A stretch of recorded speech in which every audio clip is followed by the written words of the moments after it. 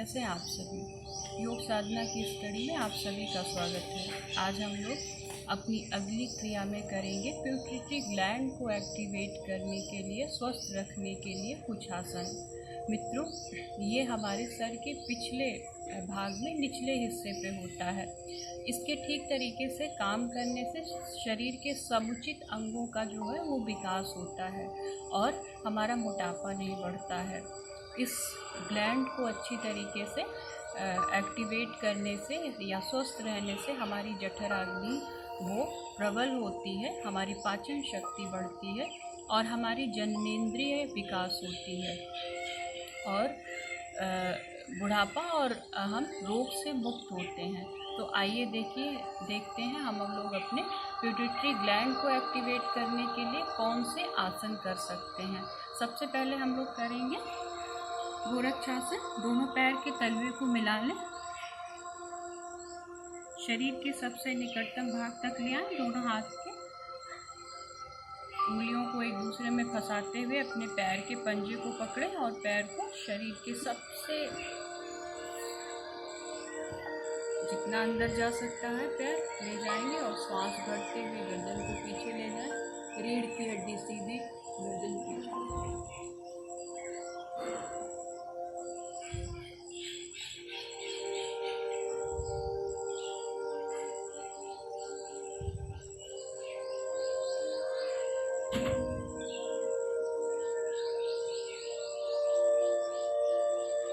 और फिर सांस छोड़ते हुए पैर को अंदर की तरफ ले आए।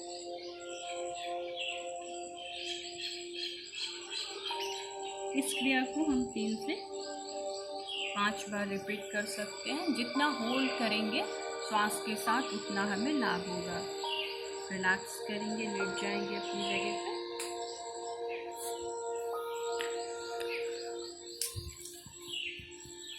और अब हम अगली क्रिया करेंगे मत्स्यासन। दाएं पैर को अपनी बाईं थाइस पे रखें और बाएं पैर को अपनी दाईं थाइस। पद्मासन की मुद्रा में आएंगे। अब गर्दन को थोड़ा सा उठा करके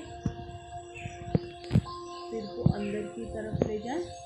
दोनों हाथ से दोनों पैर के अंगूठे पकड़ें और सांस भरते हुए थोड़ी देर अपने आप को इस स्थिति में रोकें।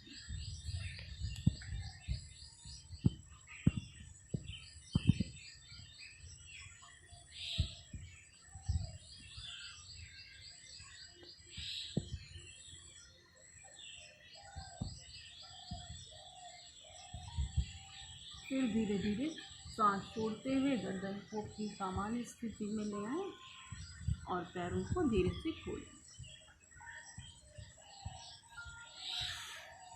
रिलैक्स करेंगे अच्छी तरीके से।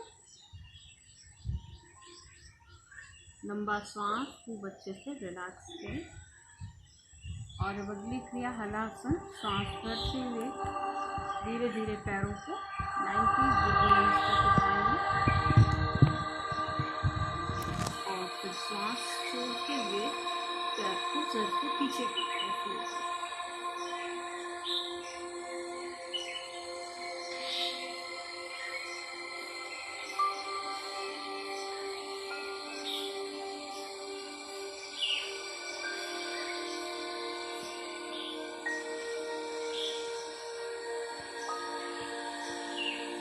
रिलैक्स करें और वापस अपनी स्थिति में आए।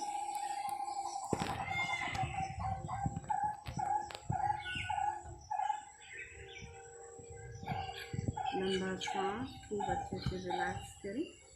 और अब अगली क्रिया करेंगे हम सर्वांगासन। दोनों पैरों को पहले हम उठा के 90 डिग्री अंश तक ले जाएं,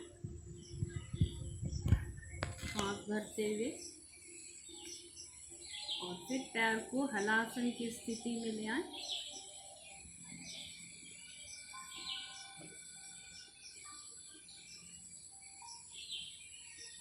दोनों हाथों को अपने कमर पे लगाएं और सांस भरते हुए पैर को सीधा करें।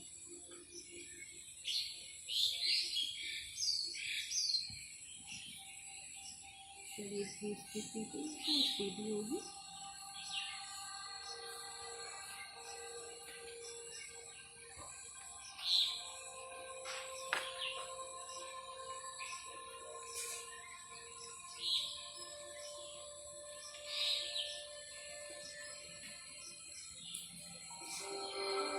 फिर सांस छोड़ते हुए पैर को हलासन की स्थिति में धीरे धीरे वापस अपनी सामान्य स्थिति में आ जाए।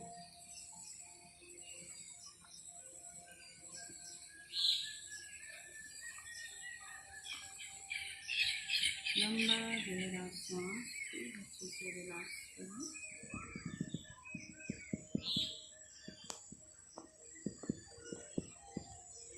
इसकी करने के बाद अच्छे से रिलैक्स करते हैं और दाएं हाथ का सहारा देकर जाएंगे।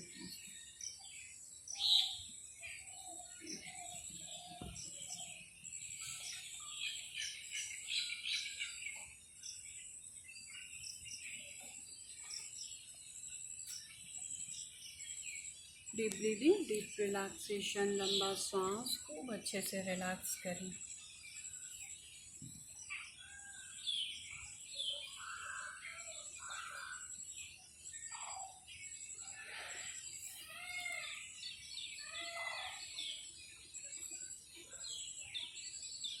मित्रों, सर्वांगासन करने के बाद अपनी सांसों की गति खूब अच्छे से संतुलित कर लें, नॉर्मल कर लें। हमारी ब्रीदिंग जो होगी वो पूरी तरीके से बैलेंस हो जाए।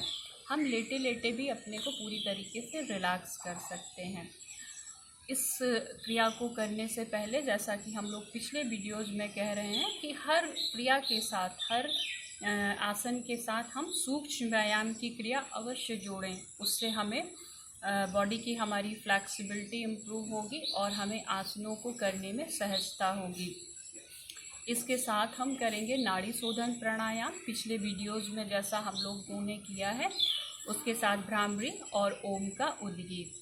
मित्रों, नियमित योग का अभ्यास करने से हमें हमारी शरीर की प्रकृति का पता लगने लगता है।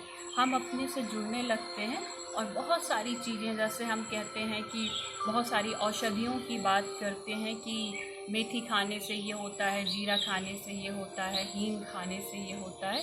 तो वो सारी चीज़ें जो होती हैं वो हमारी प्रकृति पे भी निर्भर करती है कि हम किस प्रकृति के व्यक्ति हैं। वात प्रधान है, पित्त प्रधान है या कफ प्रधान है। हमें जब अपनी प्रकृति का पता लगेगा और उसके हिसाब से हम अपने आहार को बनाएंगे तो हमें इसका लाभ जो है वो ज़्यादा होगा। तो हम धीरे धीरे इसका नियमित अभ्यास करें। नियमित अभ्यास से हम अपने से जुड़ें और अपनी प्रकृति को समझें और उसके हिसाब से अपना भोजन, अपना आहार सुनिश्चित करें। तो आज के लिए इतना ही। आप सभी को मेरा प्रणाम। स्वस्थ रहें, सहयोगी।